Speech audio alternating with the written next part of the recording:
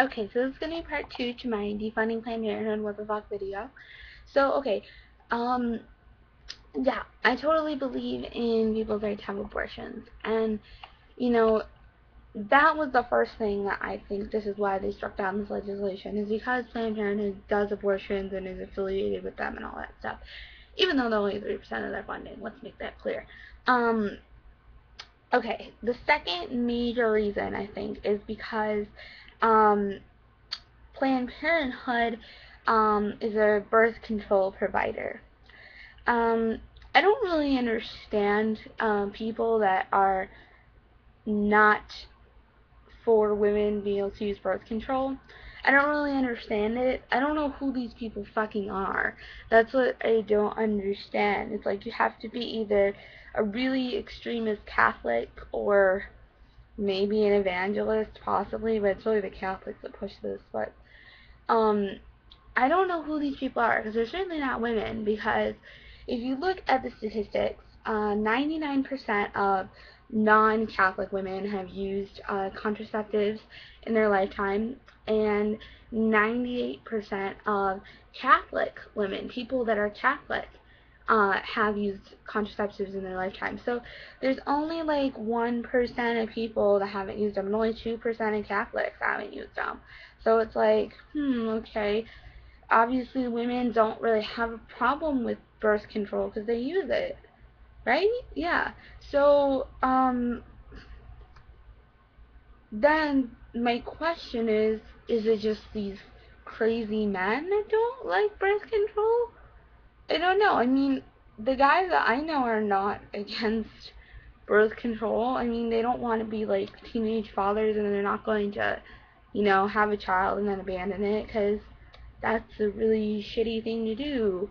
So I don't understand if it's just these middle-aged, like, insane men that are like not for birth control, because why? I don't understand. I don't understand it because it's, I don't know, the sex before marriage thing that I know a lot of them advocate for, that doesn't really have to do with birth control though. Um, Maybe they assume that if you're married you don't use birth control. I don't know. Maybe that's it. I'm trying to find like why they don't believe in birth control.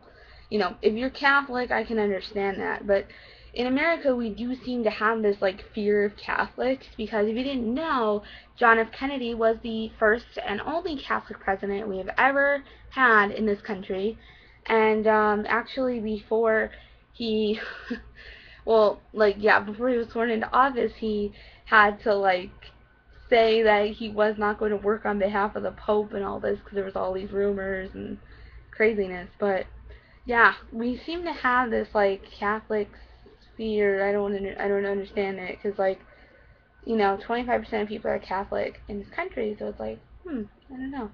But so I don't think there's that many of them in Congress. I don't know specifically, but I do know that there are lots of Protestants, various types, and born again evangelists that are in Congress. I was just reading about it actually in this book called The Real State of America Atlas. Really good. Has a lot of different facts and stuff. And yeah, it says, of course, that um, emergence of the organized religious right is usually dated to the founding of Focus on Family in 1997 and the Moral Majority in 1979.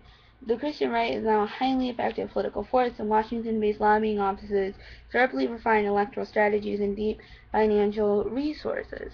And yeah, I mean, if you ever look, there's a ton of now there's this whole like Protestant movement that has to do with it. A lot of media companies and things that back people, that fund people in Congress. So there's a lot of born again evangelists and Protestants that are in Congress, and they're a really powerful political force.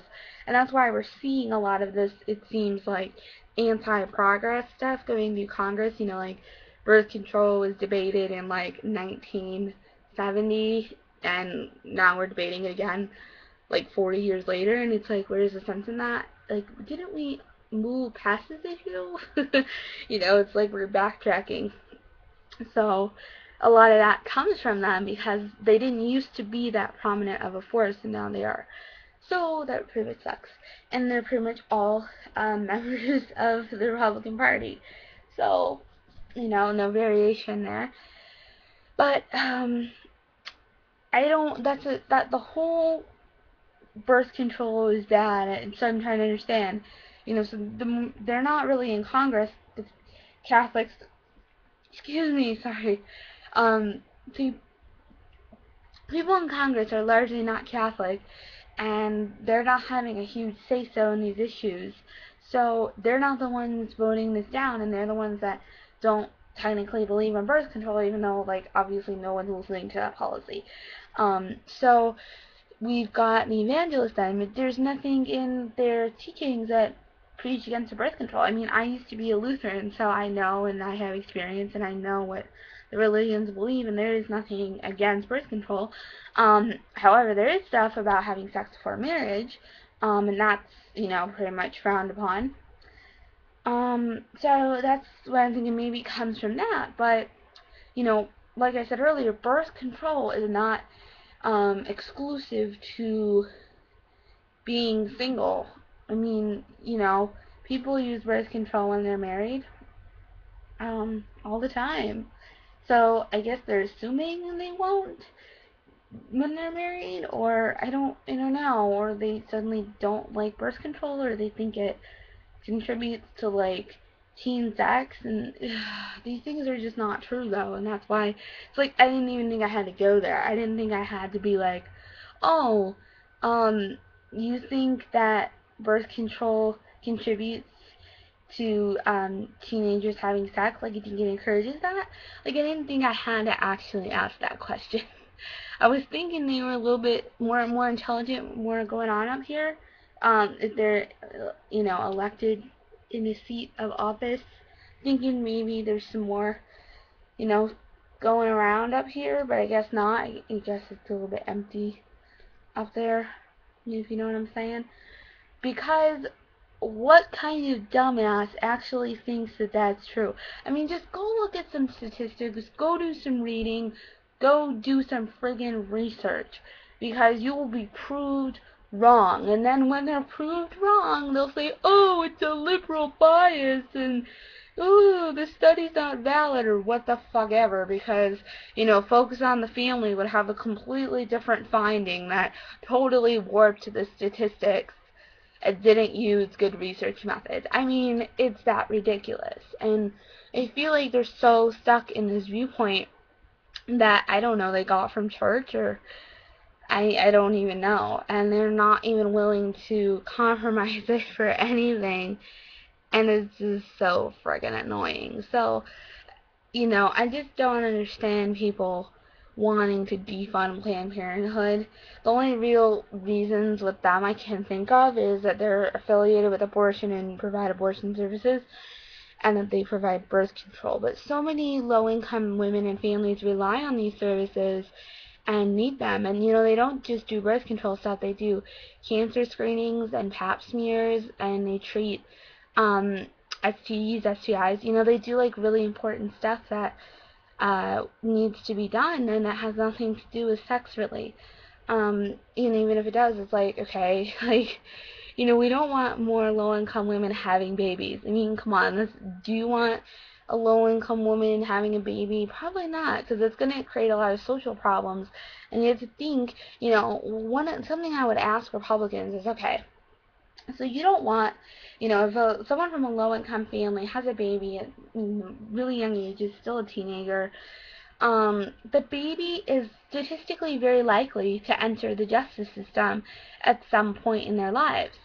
So if they're entering the justice system, they're also very likely to be on welfare or get food stamps or something like that.